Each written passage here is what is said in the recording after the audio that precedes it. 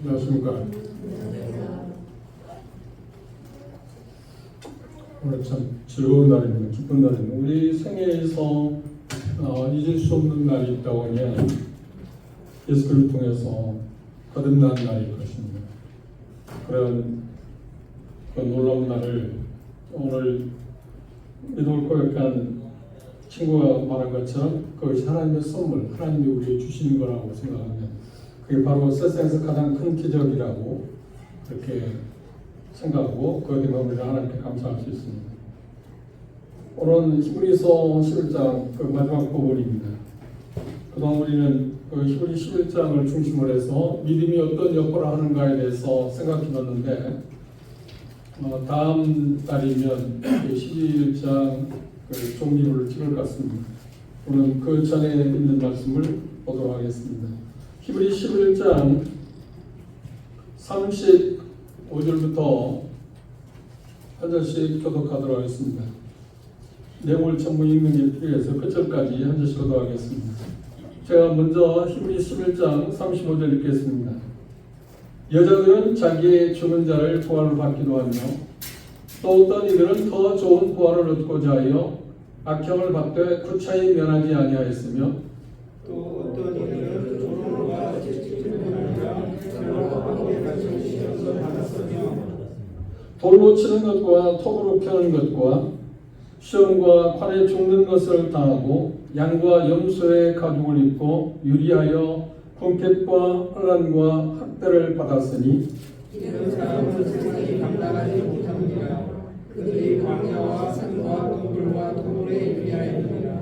이 사람들이 다 믿음으로 말미암아 증거를 받았으나 약속을 받지 못하였으니 이는 하나님이 우리를 위하여 더 좋은 것을 얘기하셨은즉 우리가 하면 그들로 하나님을 누리지 못하게 하려 하십니다. 예, 감사합니다. 오늘 이 본문에 있는 내용을 보면 이제까지 생각한 내용하고 그 믿음의 열매가 전혀 다른 쪽의 내용으로 나와 있습니다. 그동안은 누가 믿음으로 말미암아서 누가 어떤 일을 성취했는가 할 때 긍정적인 이야기들을 했습니다. 긍정적인 열매들을 이야기해 왔습니다.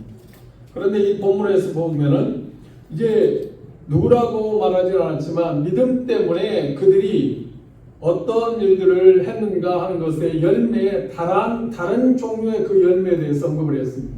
부정적인 것입니다. 좋은 것보다 부정적인 것들을 여기 내용이 보면 나와 있습니다. 그래서 제가 이 본문을 중심으로 해서 믿음의 정점, 바꿔 말하면 믿음이 돌아갈 수 있는 가장 높은 것이 뭘까? 믿음이 어디까지 이를 수 있는가? 믿음이 도대체 우리의 삶 가운데 어떤 역할까지 할 수 있는가 하는 그 부분에 대해서 이 본문은 말하고 있다고 생각합니다. 왜냐하면 하나님께서 우리에게 부여하신 하나님의 허용하심으로 말미암아서 우리가 당하는 모든 일들이 부정적인 것이든 긍정적인 것이든 하나님의 허용하심에 의해서 주어지고 있다고 하는 것을 우리가 믿습니다. 우연이 아니고. 그리고 우리가 알고 있는 것처럼 믿고 있는 것처럼 세상이나 사단이 또 우리들의 어떤 실수 그런 것들에서 오는 것처럼 마치 보이지만 궁극적으로 하나님의 주권하에서 이루어지고 있다는 사실을 우리는 알고 있습니다. 그런데 여기 내용에 나와 있는 것처럼 믿음을 갖고 있고 믿음 때문에 그 믿음의 선진들은 우리가 생각하지 않는 그리고 이 세상의 사람들이 도대체가 원하지 않는 일들을 당했다. 그리고 그 일들을 감당할 수 있었다. 그 일에 대해서 상상할 수 없는 열매를 맺었다. 어떤 열매라고요? 부정적인 것입니다. 심지어 어떤 것까지 당했다? 죽음까지 당했다. 무엇이 그렇게 했느냐 하면 믿음이 그렇게 했다고 하는 겁니다. 이건 대단히 역설적인 이야기 아닌가요? 우리가 일반적으로 생각할 때 믿음은 하나님을 신뢰하고 하나님의 말씀에 따라 살게 되면 우리가 생각할 때 어떤 생각을 하냐면 좋은 것들의 열매를 맺을 수 있다고 생각합니다. 긍정적인 것. 그런데 이 본문에 나오는 사람들을 보면 긍정적인 열매가 아니라 부정적인 열매들, 핍박, 어려움들, 그리고 상상할 수 없었던 그 당시 사람들로부터 마치 쓰레기 취급을 받는, 그리고 당시에 어떤 그 문화에서 도대체가 감당할 수 없던 어떤 어려운 일들, 이게 최악적인 것이 뭐냐면 순교라고 하는 이야기랍니다. 죽음까지도, 그리고 자기가 가지고 있던 재산이 정몰당하고 자기가 누리고 있던 그런 어떤 위치, 권좌에서 다 물러나야 하는, 그리고 그들의 형편이 어땠다고요? 갈 곳을 잃어버린 유련한 사람처럼 그들이 살았다. 무엇이? 믿음이 그렇게 했다. 그 믿음을 우리가 생각한다면 그 믿음을 우리가 소유하고 싶을까요? 여러분 곰곰이 생각해 보시죠. 믿음의 결과가 이런 것이라고 하면 그래도 나는 믿음을 가질까요? 선택하라고 하면 그래도 나는 믿음을 선택할까요? 그런데 여기 본문에 나온 사람은 그들이 믿음을 선택했다고. 그리고 그들이 믿음을 선택한 그 믿음에 대해서 전혀 후회하지 않았다. 오히려 기뻐했다. 왜 그랬을까요? 그 이유는 딱 하나입니다. 여기 평가하는 말은 더 좋은 부활을 얻기 위해서. 그 말은 무슨 말이냐? 궁극적인 구원이 그들에게 확실히 있기 때문에 지금 당장에 세상에 살아가면서 당하는 여러 가지 환난들, 어려운 것들, 그것들에 대해서 그렇게 중요하게 생각하지 않았다고 합니다. 믿음은 바로 그런 것들입니다. 우리 한 가지 오해를 불식시켜야 할 게 뭐냐면, 믿음에 대해서 우리 마음을 정지해야 할 게 뭐냐면, 믿음은 좋은 것들만 우리에게 주는 가져오는 것은 아니다. 전혀 상상할 수 없는 일이 일어남에도 불구하고 그것을 믿음으로 감당했다. 그걸 한마디로 뭐라고 하냐면 인내했다고. 인내란 말은 무슨 말이냐면, 헬라 원어에서 말하는 그 표현은 어디에서 파생됐느냐면 이런 데서 파생되었다. 짐승들이 무거운 짐을 나르는 걸 보셨지 않나요? 그 무거운 짐을 나르는 것, 꾸준히 계속해서 자기 주어진 짐을 꾸준히 지고 나르는 그 모습에서 나온 단어가 뭐냐면 인내라고 합니다. 제가 여기까지 살아가면서 여러분도 그런 경험을 했을 것입니다만, 동의할 거라고 생각하신다면, 믿음 생활을 하면 할수록 참 어려운 것 가운데 빼놓을 수 없는 것이 뭐냐면 인내하는, 견디내는 것이 참 어려운 일입니다. 억울한 일이 있을 때 그걸 견디내는 것, 그리고 도대체가 내가 감당하지 못하는 일인데도 불구하고 그걸 견뎌내야 한다는 것, 그걸 어떻게 가능하겠습니까? 그런데 믿음이 그걸 가능하게 합니다. 다른 말로 하면 신실하신 하나님께서 그걸 감당할 수 있는 능력을 우리에게 부여하신다고. 그래서 믿는 것입니다. 보장되어 있다.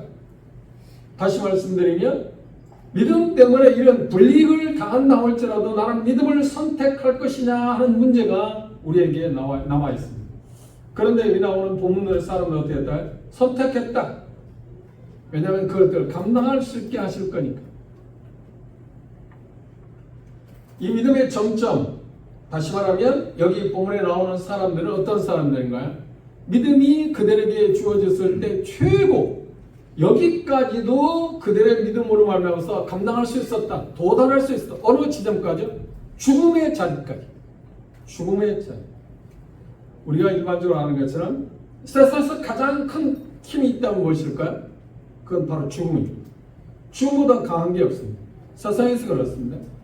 그러나 세상에서 가장 큰 힘, 무거운 거라고 생각하는 그 죽음이라는 것을 예수 그리스도께서 죽은 자 가운데 다시 살아나심으로 말미암아서 그 죽음을 이기셨습니다. 그분이 우리를 도우십니다. 그 부활의 주님이 우리를 도우신다는 말, 죽음이 인간에게 주어진 가장 무거운 것이고 무서운 것임에도 불구하고 그것들을 충분히 이기신 예수님께서 우리를 도우심으로 말미암아 그걸 감당하게 하신다고 하는 것이 여기 나오는 믿음의 사람들이 우리에게 보여주는 것입니다. 다른 말로 하면 본문의 믿음 때문에 그들이 위험한 문제가 당겼을 때, 그리고 감당하기 어려운 문제라고 생각했을 때 그것들을 어떻게 그들이 믿음으로 말미암아서 극복할 수 있었나, 넘어설 수 있었느냐 하는 내용을 지금 다루고 있습니다. 주님은 이미 말씀하셨습니다. 뭐라고 말씀하셨나요? 예수 그리스도를 믿기 전에 우리에게 누가복음 14장에 무슨 말이냐, 예수 그리스도를 따르게 될 때 어떤 대가를 지불해도 따를 각오가 되어 있는가를 계산해봐라. 그리고 하나님께서는 단 한 번도 우리에게 이렇게 약속한 일이 없습니다. 너희들이 나를 믿으면, 다시 말하면 합당한 믿음을 갖게 된다면 세상에서 여러 가지 환난이나 어려운 일을 전혀 당하지 않도록 도우실 거라고 전혀 그런 약속하는 일이 없습니다. 근데 많은 사람은 기복신앙, 번영신앙의 자유물이 우리에게도 남아있어서 하나님을 잘 믿게 되면 하나님 말씀대로 살아가게 된다면 그런 어려운 일을 우리가 당하지 않아야 한다고 생각하고 당하지 않을 거라고 생각하고 있습니다. 그 생각이 왜 우리의 삶 가운데 문제가 되는가요? 근데 막상 우리가 어떤 어려움을 당하게 되면 어떤 생각을 하는가요? 그 믿음을 갖게 되면 내가 뭔가 지금 잘못하고 있기 때문에 이런 일을 당하고 있구나. 그렇게 생각할 수밖에 없잖아요. 그리고 정죄 좌절감에 빠지게 됩니다. 그리고 송사에서 벗어날 수 없습니다. 이 본문에 나온 사람들을 이 히브리서 11장의 믿음의 사람들에 대해서 이야기할 때 기록한 이유가 뭘까요? 첫째, 그들이 믿음 때문에 이런 일을 당했다는 거예요.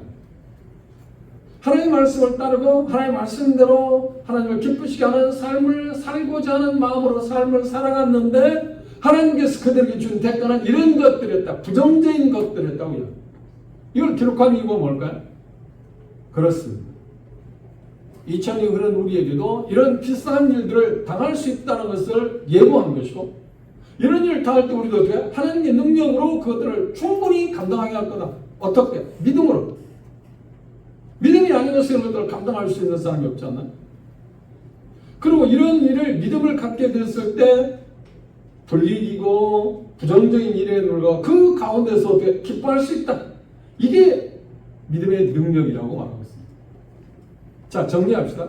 믿음은 반드시 우리가 좋은 것만을 우리가 앞에 갖다 놓은 것이 아니에요. 믿음의 사람들은 믿음을 갖게 됐을 때 하나님께서 우리 앞에 갖다 놓는 것들은 부정적인 일도 많다. 물론 긍정적인 일도 많습니다. 그러나 부정적인 일도 많다. 우리가 예기치 아니한 일들이 일어날 수밖에 없다. 이것을 우리에게 이미 믿음의 선진들이 당한 것을 통해서 마치 거울을 통해서 우리 보여주듯 우리에게 그것을 보여줬습니다. 그러면 우리가 생각할 때 나도 그 일을 당할 수 있다고 생각해요. 그 일을 당할 때 나도 역시 믿음 때문에 이런 일을 당한다고 기뻐할 줄 알아요. 좌절하고 송사에 사단의 송사에 우리가 함몰당해서는 안 돼요. 그런데 우리는 어떤 이런 불의한 일들, 부정적인 일들 그런 일을 당할 때 우리는 어떻게 생각하는가요? 우리는 부정하고 싶지 않나요? 심지어 어떤 생각에 유혹을 받나요? 하나님이 나에 대해서 관심이 없는 것 같아. 하나님이 나를 사랑한다 왜 이런 일이 일어나지? 우리가 그런 상황에 접할 때 이런 생각을 갖게 되지 않나? 그런데 그때마다 이 본문에서 우리가 믿음을 갖게 되면 믿음을 생각하는데 믿음을 갖게 되었음에도 불구하고 합당한 믿음을 갖고 있음에도 불구하고 하나님께서 우리에게 이런 것들을 허용할 수 있다고 하는 것을 우리가 바로 봐야 돼요. 그럼 물어봅시다. 하나님은 능력이 많으신 분 아닌가요? 그리고 그분은 신실하신 분 아닌가요? 그리고 그분은 우리를 사랑하신 분 아닌가요? 자신을 위해서 자기 자신의 목숨을 우리를 위해서 내어주신 분 아닌가요? 그런데 그분이 전능하신 분인데 왜 부정적인 것들을 우리 앞에 내놓습니까? 좋은 선물을 주지. 그 부정적인 선물이 무엇인가요? 내용을 보십시오. 자기의 죽은 자를 부활을 받게 됐다. 근데 죽은 자를 부활받았다는 건 부활을 받았다는 건 다시 살리심을 받았다는 건 좋은 것이지만 우리는 생각할 때마다 자식이 죽는 것을 원하는 사람 누가 있나? 그걸 보고 싶은 사람 없잖아요. 그리고 어떤 이들은 좋은 부활을 받고자 악형을 받았다. 악형. 여기 악형이라는 단어는 무슨 말이냐? 고문의 도구입니다. 그런데 당시 어떤 악형이라는 말은 고문의 도구가 뭐냐면 마치 육체에 어떤 물리적인 힘을 가해서 육체를 늘리는 것입니다. 여러분 혹시 근세자 22조선에서 그 역적들을 죽일 때 어떻게 죽이냐면 사지를 찢어 죽이는 그 형벌이 있었어요. 손과 다리 양쪽 목을 말로 줄을 매달아서 각각 방향을 달리해서 나아가게 함을 받아서 찢어 죽이는 엄청난 형벌입니다. 인간이 가할 수 있는 당시의 최고의 형벌입니다. 그런데 그런 형벌은 아니지만 물리적인 방법을 통해서 사람 육체를 늘리는 그것을 여기 표현하기를 말하면 악형이라고 합니다. 하나님이 우리를 사랑하시는데 주의 자녀들이 그것들을 당하게 될 때 하나님은 뭐 하고 계시냐는 거예요. 하나님은 그때 어디 계시냐는 거예요. 또 그들이 당한 모습을 보시죠. 여기 어떤 것이 나와 있나요? 희롱과 채찍질뿐만 아니라 결박과 옥에 갇히는 시험도 받았다. 그리고 심지어 어떤 일을 당했냐 30절에 돌에 치는 것, 톱으로 돌에 치는 것을 돌에 맞아 죽는 것을 우리가 생각할 때 조금 전에 이번 시간에 이야기했습니다. 스테반이었댔나요? 그렇죠. 돌에 맞아 죽었지 않나요? 스테반이 뭘 참여했나? 오직 그가 하나님의 말씀에 구약 성경을 정통 통달하다시피 한 하나님 앞에 놀랍게 쓰임을 받은 정언한 사람 아닌가요? 그런데 그가 왜 억울하게 돌에 맞아 죽어야 하나요? 그리고 톱으로 펴서 죽음을 당했다는데 전성에 의하면 이사야 선지자가 이런 형벌을 받고 죽음을 당했다고 합니다. 마치 나무를 자르듯 이사야 선지자를 톱으로 잘라 죽였다. 어느 시대 므낫세 왕 때 그랬을 것입니다. 유다 왕 가운데 가장 약한 왕이었던 그가 치적할 때 하나님의 말씀을 선포한다는 이유 때문에 자기 말을 듣지 않는다는 이유 때문에 자기가 죄와 우상을 섬기고 하나님의 말씀에서 떠나서 삶을 살게 되면 저주를 받을 거라는 그 메시지를 전했다는 이유 때문에 그리고 또 어떤 일을 당했나요? 여기 말씀해 보시면 시험과 칼에 죽는 것을 당하고 양과 염소의 가죽을 입고 유리하여 공격과 호랑과 학대를 받았다.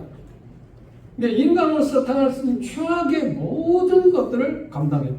당했다. 무엇 때문에? 단 믿음 때문에.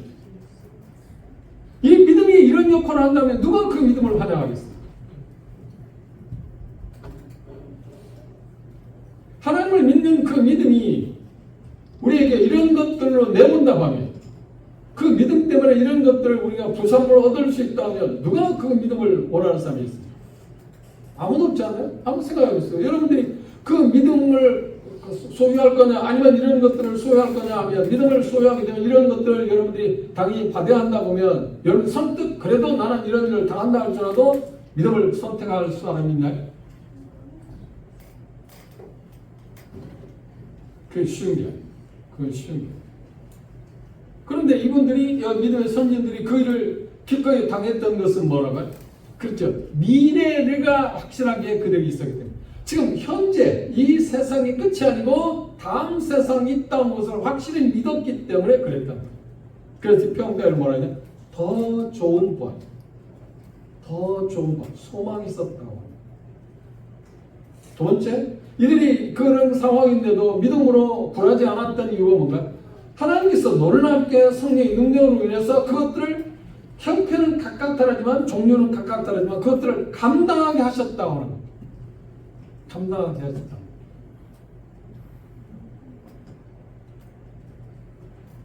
여러분이 잘 알 것인데 사대교회에 유명한 폴리갑이라는 형제가 있었습니다. 감독이 있었습니다. 그의 신부는 원래는 노예였던 거예요. 그런데 어떤 귀부인이 그가 어렸을 때 폴리갑을 봤을 때 이 아이는 영특한 아이다, 특별한 아이다 생각해서 돈을 주고 사서 그 아이를 자유를 주었습니다. 그럼 21세에 그 순교를 당하기 전에 21세에 사도 요한을 만나서 예수를 믿게 되었습니다. 그리고 열심히 주님 안에서 그에게 주어진 삶을 살았습니다. 그런데 86세가 되었을 때 오래돼 사셨죠? 86세가 되었을 때 당시 로마의 황제는 그를 죽이기 위해서 이렇게 제안했습니다. 뭐라고 제안했냐면 가이사에게 그러니까 로마 황제에게 절을 해라. 그리고 제사를 드리라. 그거 한 번이면 된다. 그럼 너를 살려주겠다. 짐승의 반응이 되지 않게 하겠다.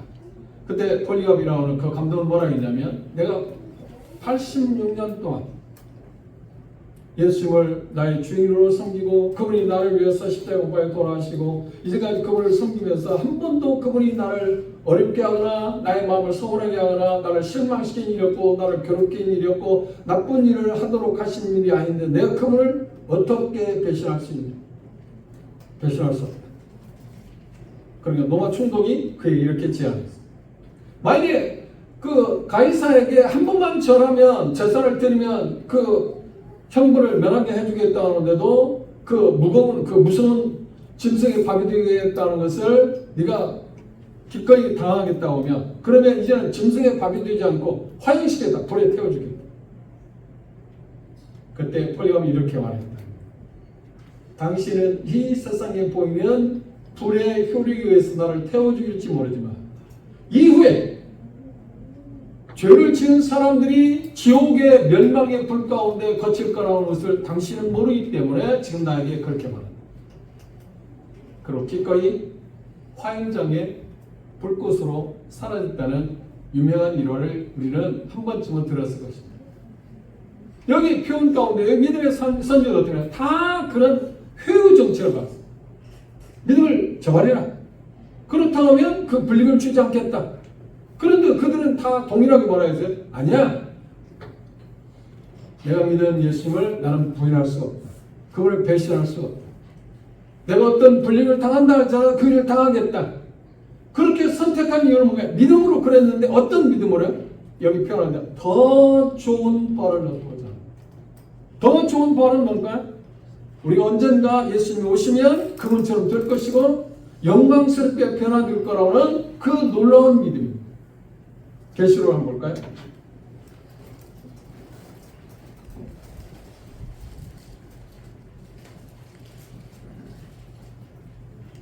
계시록 19장입니다.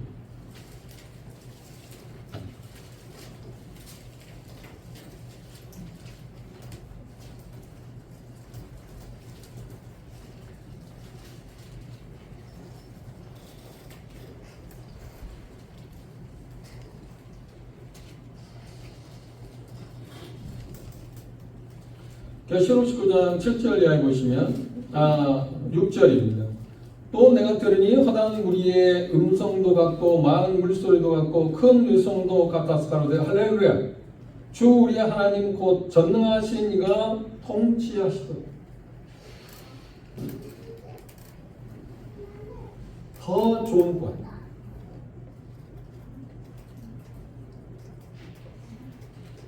우리가 기억해야 할 것은 하나님은 가장 좋다고 여기실 때까지 번영의 시기를 우리 주기도하고요. 긍정적인 부분입니다. 나가서 역경의 시기도 주신다는 사실을 우리는 기억해요. 그런데 우리는 종종 어떤 생각하냐면 믿음을 갖게 되면 번영 좋은 것만 있을 거라고 생각해요. 그래서 우리가 부정적인 일이 있으면 어떤 믿음에 어떤 문제가 있다고 생각해요. 그런데 하나님 뭐라고 말씀하시는가요? 이 본문에서 아니야. 그게 아니라 네가 믿음 때문에 그런 일이 일어나고 있다고 말해요. 우리는 그걸 믿어야 해요. 우리 삶 가운데서 가정적으로, 개인적으로, 교회적으로, 사회적으로 어떤 부정적인 일이 일어나게 될 때 우리에게 문제가 있을 수 일어난다고 생각하면 우리가 갖고 있는 믿음 때문에 이런 일이 일어나고 있다는 것을 받아들여요. 그럴 때 우리는 견딜 수 있지 않나요? 인내할 수 있지 않나요? 그런데 하나님께서 왜 이런 일을 허락하시는가? 할 때 베드로는 뭐라고 한 거야? 그렇지. 순금, 23K의 순금을 어떻게 걸러내는 거야? 용광로를 통해서만 그게 걸러내잖아요. 우리를 순수하고 더 나아가서 가장 성결한 모습으로 우리를 나타내 보이기 위해서 우리에게 주어지는 것입니다. 제가 얼마 전에 이런 문자를 몇몇 형제들에 보낸 일이 있습니다. 믿음과 순종에 대한 시험은 그리스도의 삶에서 하나의 성장의 과정입니다. 하나님이 우리 삶에 허용하시는 시련은 우리의 파멸이 아니라 유익을 위한 것이다. 하나님이 우리의 믿음과 순종을 강하게 하시려고 시험하실 때 우리는 사랑하는 아버지 손안에 있다는 것을 확신하는 것입니다. 시험은 우리만을 위해 특별히 설계되었고 우리를 무너뜨리는 것이 아니라 세우기 위한 그래서 특별히 준비된 것이다. 그래서 각자가 하나님이 우리에게 주시는 시험들은 다른 것입니다. 여기 나오는 사람들 보시면 그들이 각자 당한 것이 다 다르지 않나요?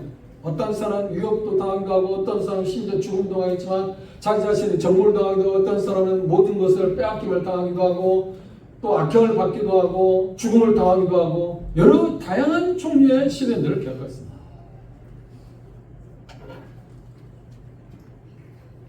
중요한 것은 무엇일까요?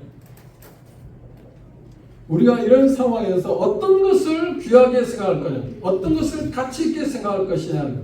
그 말은 무엇인가요? 믿음이냐? 믿음이란 말이야. 미래에 올 것을 바라보는 그 소망에 대한 것이냐, 아니면 현세에 대한 것이냐. 믿음은 항상 어디에 관련되어 있어요? 미래에 대한 것입니다. 우리는 그런데 어떻게 생각하는가요? 지금 현재 우리가 어떤 것을 누릴 것이냐에 대해서 관심을 갖잖아요. 지금 내가 누릴 수 있는 게 뭐냐? 믿음은 뭔가요? 아니야, 지금 그것이 아니라 미래에 우리가 어떤 것을 누릴 수 있느냐 하는 것에 대해서 말하는 게 믿음 아닌가요? 그럼 현실주의가 되면 우리는 파괴할 수밖에 없습니다. 그럼 믿음이 우리를 잡게 된다면 현세에 우리가 누릴 수 있는 것이 아니고 미래에 누릴 수 있는 것 때문에 올라돼요. 그걸 견딜 수 있게 하는. 그런데 더 중요한 건 뭔가요? 고린도서 10장을 보십시오. 하나님께서 우리에게 이런 약속을 하셨습니다. 고린도서 10장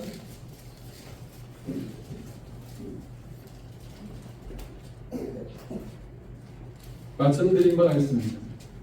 10장 고린도서 10장 12절에 보시면 그런즉 선줄로 생각하는 자들은 넘어질 것 조심하라. 12절 사람이 감당할 시험 밖에는 너희에게 당하는 것이 없다.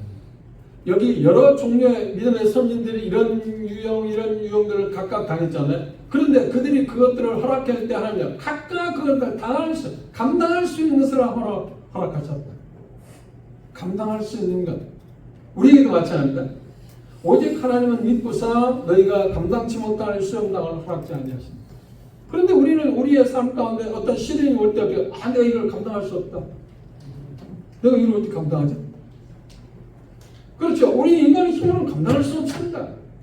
근데 하나님의 약속은 뭐라는 거야? 믿으신 그분은 뭐라고 말해서 내가 그걸 감당하게 하신다. 그리고 뭐라는 거야? 피할 길도 주시오. 우리가 이제까지 걸어온 삶을 보십시오.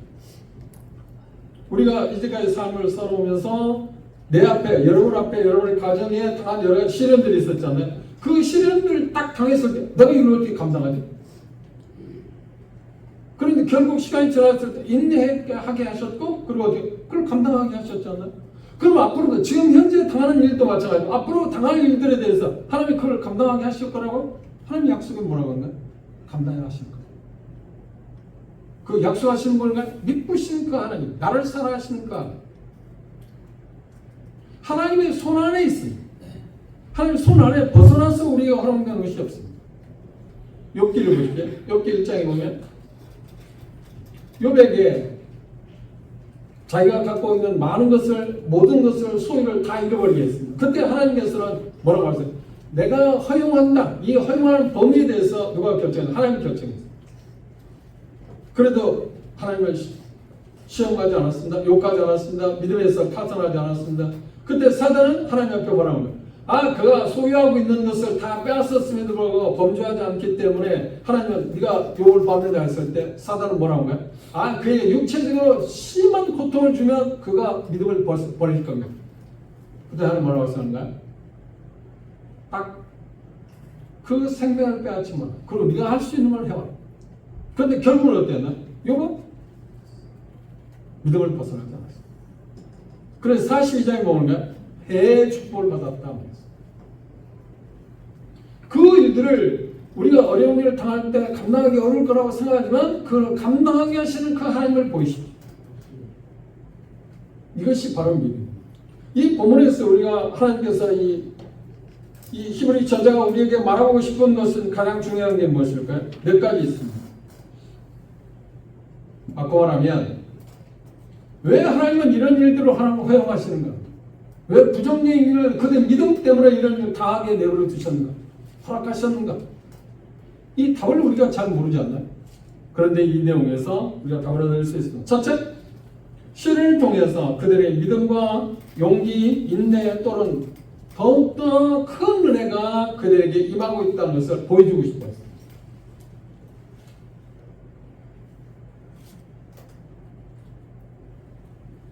실례로 스데반의 순교를 통해서 하나님은 뭘 나타냈나요?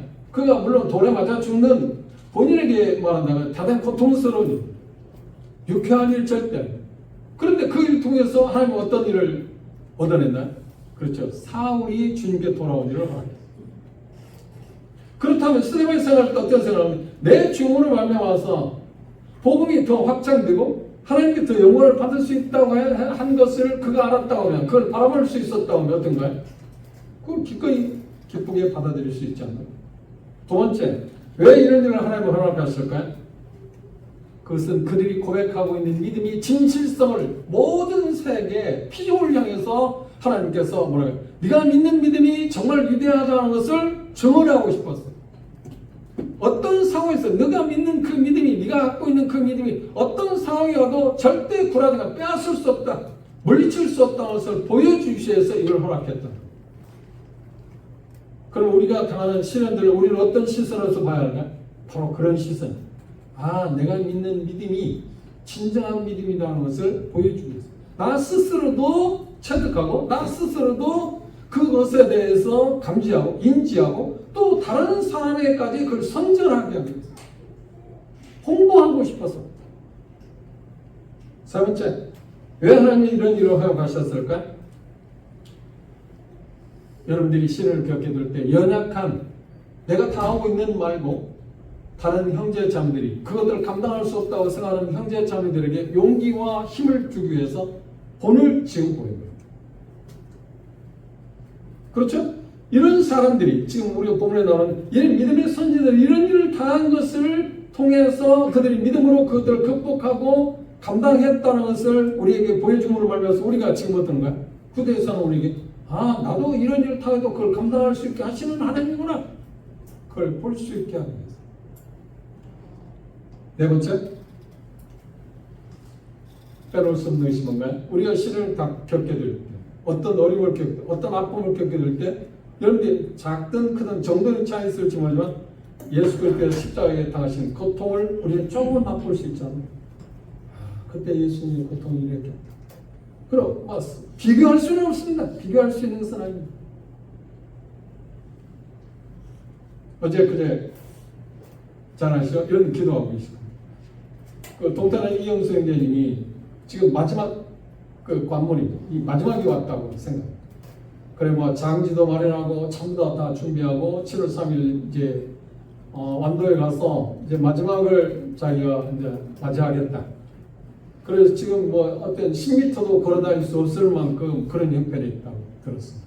그런데 전화하면서 여전히 웃는 거야. 그래서 형님이 이야기합니다. 예수님이 십자가에서 당하신 고통을 지금 내가 당한 육체적인 고통을 통해서 많이 느낀다. 죽음 앞에 섰을 때 어떤 마음이었을까? 십자가 우리 죄를 대신 십자가에 죽으셨을 때 그분 마음이 어땠을까? 죽음 앞에 지금 죽음의 관문 앞에 섰을 때 그걸 자기가 느낀다. 자기가 그 입장이 아니면 내가 어떻게 예수님의 십자가에 나를 대신해 죽으실 때 그 마음을 헤아려 볼 수 있겠는가? 그렇지 않나? 우리는 헤아릴 수 없잖아. 내가 막상 죽음 앞에 왔을 때 주님 마음이 이랬을 거라는 것을 우리가 좀 인지할 수 있잖아요. 바로 그런 것 때문에, 그런 이유 때문에 하나님 우리에게 이런 것들을 허용하신다고 합니다. 또 빼놓을 수 없는 것이 뭔가요? 지옥의 고통이 어떤 것인가 하는 것을 이들이 고통을 당할 때, 그렇죠, 형제는 믿음으로 말미암아서 고통을 당하다는 사자밥이 된다든지 환경에 끌려가든지 모든 것을 빼앗기고 그런 상상할 수 없는 고통을 당하게 될 때 그것들은 지옥의 고통에 비하면 아무것도 아니지 않나?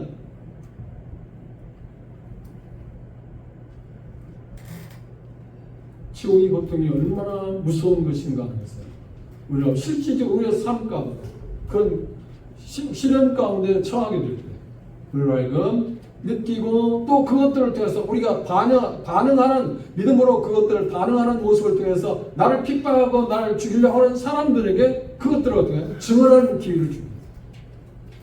그럼 결과적으로 어때요? 그것들을 통해서 많은 사람이 믿음에 들어올 수 있었다. 통계에 의하면 한번 생각해요. 노예들의 삶이 얼마나 처참합니까? 로마 시대에 로마 인구의 3분의 1이 노예였다고 합니다. 물론 그 노예는 우리가 생각하는 노예의 종류가 여러 가지 있지만 오늘날 말하면 어떤 공직에서 일하는 사람 말고 사사롭게 개인적으로 어떤 일을 하는 그 사람들도 다 그 노예 신분에 들어있었어요. 전부 다 할 것 없이 그런데 수많은 사람들이 그 노예의 삶을 살면서 그들이 신실하게 여러 가지 시련과 말할 수 없는 시련을 겪으면서도 믿음을 고백하고 그 믿음에 따라 삶을 삶으로 그 주인들이 주님께 돌아왔다는 게 생각보다 많습니다. 여러분 영화에 성화에 코발티스라는 영화를 보셨잖아요. 그 종이 그렇죠? 원로원이었는데 그 원로원이 주님께 돌아올 수 있었던 거예요. 그 노예가 주님 앞에서 주님 말씀에 따라 삶을 신실하게 살아가는 모습 감동을 받아서 그 원로원이 주님께 돌아온 역사를 봤잖아요. 그래서 그가 예수를 믿는다고 하는 것 때문에 원로원의 차례에서 축전하고 그 가지고 있던 분명을 다 빼앗기는 모습을 그 영화에서 오늘 봤잖아요. 지금 이 장면과 같은 거죠. 그런데 그 주인이 그 원로원이 당대 최고 사람 아닌가? 모든 것을 부여하고 모든 권세를 가지고 있는 사람 아닌가? 그런데 단지 예수를 믿는다고 하는 것 때문에 그걸 다 빼앗기고 유리하는 사람이 되었음에도 어떻게 즐거워하죠?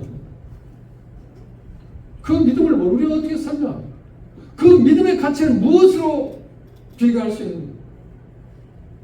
무엇과 바꿀 수 있는가?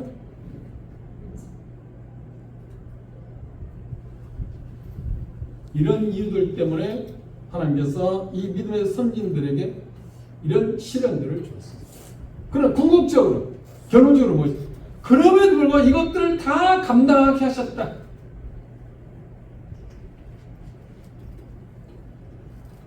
한마디로 말하면 그들이 믿음 때문에 순교를 당했다고 생각해요. 짐승의 밥이 되는데 얼마나 처참한가? 화형장에 끌려가서 화형을 당했어요. 심하게 나무에 매달아 놓고 사람의 몸을 지펴서 사람의 몸에서 나오는 기름이잖아요. 그것에 의해서 불을 밝히는 걸 그걸 통해서 바라보는 그 악인들 그런 일을 당했어요. 그건 현실적으로 얼마나 처참한 일, 얼마나 비극적인 이야기. 그런데 끝이가 그게 끝이라는 비극입니다. 그렇죠? 그게 끝이라는 비극 아닌가? 믿음이 결과가 그런 끝이면 비극 아닌가? 그런데 그게 끝인가? 아니요. 그래서 이번 더 좋은 소원을 더 좋은 소원. 그게 끝이 아닙니다. 믿음은 절대로 실패가 아닙니다. 믿음 때문에 우리가 어떤 신을 겪는다 할지라도 하나님의 믿으심, 하나님의 사랑에서 벗어날 수 있는 게 아닙니다. 그 모든 것들을 우리를 사랑하시고 우리를 믿으신 그분의 손 아래에서 그분의 시선 아래에서 우리에게 이루어지는 것입니다. 그래서 야고보서는 이렇게 우리에게 말하고 있습니다. 야고보서 1장 보실까요?